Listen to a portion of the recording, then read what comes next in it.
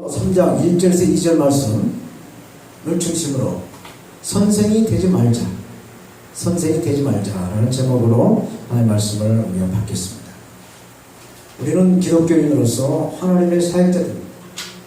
그런데 기독교는 말의 종교다라고 말을 하고 있어요. 왜? 하나님께서 천지를 창조하실 때 말씀을 하셨기 때문에 그렇습니다. 빛이 있어라, 빛이 있어. 물과 물로 나뉘어라 했더니 궁창이 물로 나뉘어졌어.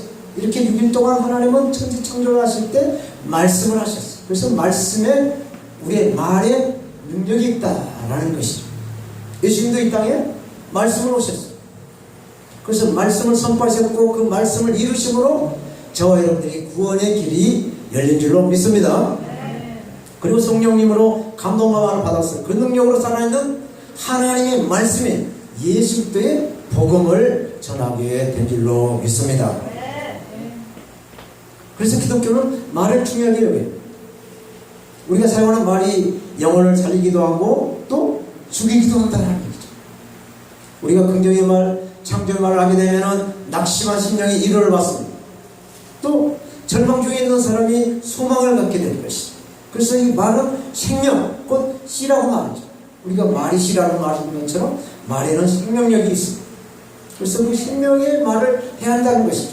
오늘 본문의 말씀은 말만 하는 그런 선생이 되지 말라. 혀를 잘 길들여서 말의 실수를 줄이라 라고 말씀을 하고 있습니다. 준비를 철저히 하라는 얘기죠. 우리가 어떻게 하면 우리의 혀를 잘 사용을 해서 하나님의 사역자로 더 큰 심판에서 칭찬받는 그 믿음을 소유할 것인가, 대한 하나님의 뜻이 무엇인가, 하나님의 은혜를 나누는 시간이 되었으면 좋겠어요. 저처럼 야고보 3장 1절에 선생이 되지 말라라고 말씀을 하고 있습니다. 1절 말씀을 제가 분독합니다. 내 형제들아, 너희는 선생된 우리가 더 큰 심판을 받을 줄 알고 많이 선생이 되지 말라라고 말씀합니다. 그런데 이 개역 한글역을 공동 번역본을 보니까 이렇게 말씀을 번역을 하고 있습니다. 내 형제 여러분은 저마다 선생이 되려고 하지 마십시오. 여러분도 알다시피 우리 가르치는 사람들은 더한 심판을 받게 됩니다 라고 말씀합니다. 서양속담에 웅변은 은이고 침묵은 금이다 라는 말이 있습니다. 가만히 있으면 중간을 간다는 말이죠. 말을 줄이고 듣기만 있어도 중간을 간다는 얘기예요. 오늘 본문의 배경이 된 이 유대교의 랍비들은 대단한 존경과 특권을 누렸습니다. 이런 전통이 예루살렘 교회에도 들어왔어요. 사도에 있어서 교사로 불린 이 목사는 예수님의 복음 가르치며 예수님에 대한 증인으로서 예수님처럼 존경과 환영, 이렇게 추종하는 사람들이 많이 따르게 돼서 환영을 받았다는 얘기입니다. 그래서 예루살렘 교회 성도들은 목사의 그 지혜와 영광을 누리고 싶은 마음에서 목사가 되고 싶은 그런 성도가 많았다라는 얘기죠. 그런데 예수님의 이름으로 예수님의 복음을 전파하고 가르치는 것은 아무나 할 수 있는 사역이 아니란 얘기죠. 하나님께 소명을 받은 자로서 또 인성과 또 성경의 지식 위에 성령의 은사를 받아서 모든 일에 합당한, 그래서 어떤 자격을 갖추고 하나님의 뜻에 따라 움직이는 그러한 준비와 사명의 사람이 하는 사역이 바로 목회 사역이라는 얘기입니다. 그래서 오늘 본문 1절에 인간은 인간적인 동기와 야심으로 목사가 되려하지 말라라고 말씀을 하는 것이죠. 예수님께서는 마태복음 23장 8절과 11절에서 이렇게 말씀하십니다. 8절 말씀에 그러나 너희는 납비라 칭함을 받지 말라. 너희 선생은 하나요 너희는 다 형제라. 오직 선생은 예수님이라고 말씀을 해주고 있습니다. 이 말씀은 사람들이 잔치 그 상석에 앉은 것과 시장에 가서 문화를 받는 것과 사람들에게 납비라고 하는 그 칭찬받는 것을 좋아한다는 얘기를 하고 있습니다. 거기에 지적을 예수님 하고 계십니다. 이것에 대한 제자들에게 예수님은 11절에 너희 중에 큰 자는 너희를 섬기는 자가 되어야 하라. 섬기는 자가 되어야 큰 자가 된다라고 말씀을 하고 있습니다. 오늘 본문에서 말씀한 선생들이 받을 더 큰 심판을 단순하게 평신도들보다 가르치는 선생, 즉 목사들이 더 엄한 심판을 받는다라는 말씀을 하고 있습니다. 이 말씀은 책임이 있는 목사의 사역을 성실하게 수행하지 않을 경우에 그에 따른 심판이 있다라고 경고를 하는 것이죠. 여기에 대해서 예수님이 이렇게 말씀합니다. 누가복음 12장 48절에 알지 못하고 맞을 일을 행한 자 종은 적게 맞으리라. 물론 많이 받은 자에게는 많이 찾을 것이요 많이 맡은 자에게는 많이 달라고 한다는 말씀을 하십니다. 이것을 우리가 민법에서 보면은 선의와 악의로 이렇게 말하고 있습니다. 선의는 내가 몰라서 죄를 범했을 때는 몰라서 죄를 범했기 때문에 그 죄가 많이 탕감이 됩니다만, 악은 알고도 했기 때문에 더 많은 죄를 심판으로 받는다는 말이죠. 이렇게 야고보서는 믿음과 행함을 분별하게 하는 이 목사로서의 가르치는 그 사역의 중요성을 강조해 주고 있습니다. 두 번째로, 말에 실수가 없어야 온전한 사람이다라고 2절을 말씀해 주고 있습니다. 혀를 잘 길들여서 정말 우리가 하고 싶은 말이지만 우리가 후회하지 않는 그러한 말을, 하나님께 기쁘시게 하는 그런 말을 하라고 말씀해 주고 있습니다.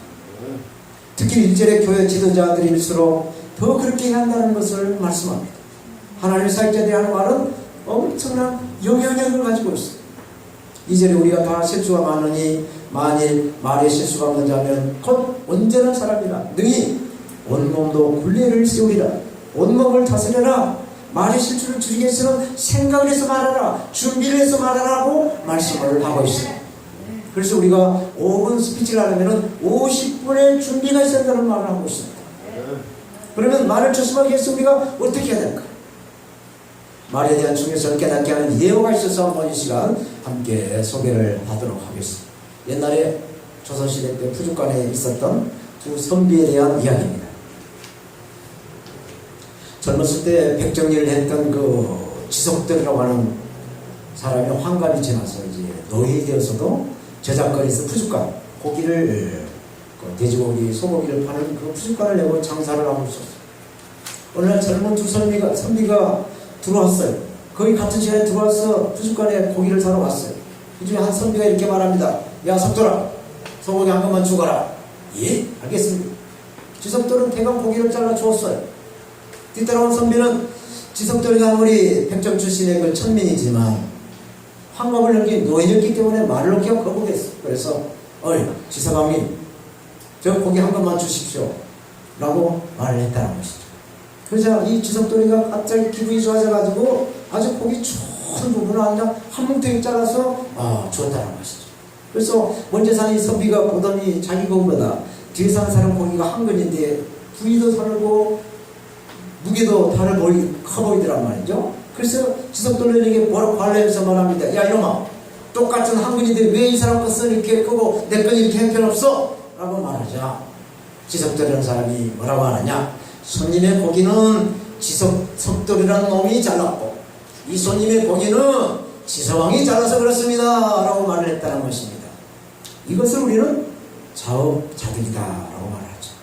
자기가 말한 말에 대해서 자기가 대접을 받는다라는 얘기죠. 그래서 예수님께서도 네가 대접을 받고 싶은 대로 대접을 해라 라고 마태복음 7장 12절은 말씀해주고 있죠. 그래서 이 말을 한자로 말씀언이라고 말하죠. 말씀언자. 우리 여기 앉아 계신 우리 사역자님들, 또 이 방송을 시청하신 여러분들은 말씀언자 다 알 수 있어요. 말씀언자를 보면은 전에 간머리가 있어요. 그리고 한일변이 2개 있고 밑에 입구변이 하나 있습니다. 그래서 소뚜껑을 열어서 맨 밑에 있는 입구에 말을 하려면 한일 두 번 생각을 하고 말을 하라 라고 해서 말씀언자를 통해서 말의 중요성을 가르치고 있다라는 것을 우리는 알아야 될 것입니다. 그래서 우리는 항상 말을 할 때 생각을 해서 준비를 해서 말을 해야만이 그 말이 씨가 되어서 좋은 말을 심어서 좋은 열매를 거둬야 될 줄 믿습니다. 이제 말씀을 맺겠어. 음식은 그릇 안에 담겨 있어야만이 식욕을 당기는 그러한 음식이 됩니다. 좋은 음식이라도, 아무리 맛깔스러운 음식이라도 그릇 밖에 있으면 음식물을 쓰레기밖에 되지 않는 것이죠. 저와 여러분들의 몸속에 있는 피도 마찬가지입니다. 이 피는 좁은 혈관에서 순환, 이 통해야만이 우리가 생명이 유지가 되는 것이죠. 이 피가 좁은 혈관이 답답하다고 몸 밖으로 나와버리면 우리는 생명에서 죽음으로 가는 것이죠. 이렇듯 있어야 할 자리에 있어야 또 그 순리와 또 질서를 지켜야 하나님의 형상으로 지음받은 자녀는 하나님이 그러신 가정이나 교회에 있을 때 가장 아름답고 행복한 그러한 축복의 통로가 된다라는 얘기죠. 저와 여러분들이 하는 말도 똑같습니다. 저와 여러분들이 하는 말도 성령의 인도함을 받고 하나님 뜻인 긍정의 말, 창조적인 말을 해야 아름다운 말, 행복한 말, 생명의 말이 된다라는 얘기죠. 하나님 창조 사역할 때 그 창조물에 대한 칭찬을 하나님이 직접 하셨어요. 하나님 보시기에 좋았더라. 그래서 맨 마지막에 모든 창조물 사람을 지으시기까지 보시면서 심히 좋았다라고 말씀을 하시죠. 이렇게 토라를 하나님이 7번 이렇게 반복을 하며 창조물에 대한 극찬을 하셨다는 얘기죠. 여기 하나님의 창조 또는 재생산의 비밀이 담겨 있습니다. 우리가 어떤 말을 할 때 반드시 긍정의 말을 해야 한다는 것입니다. 절대 긍정의 말을 해야 우리가 우리의 관계에서도 좋은 일로 이렇게 좋은 관계가 이루어져가는, 그래서 창조가 된다는 얘기입니다. 오늘 본문의 선생이 되지 말라, 이 말씀은 내 말만 하지 마라, 상대 말을 듣는 경청하는 사역자가 돼야 된다라는 뜻이 담겨 있습니다. 그래서 선생 즉 목사는 말의 실수가 없어야 언제나 믿음의 사역자라고 말씀을 해주고 있습니다. 이런 하나님의 사역자가 되시기를 우리 주 예수님의 이름으로 축원드립니다. 아멘.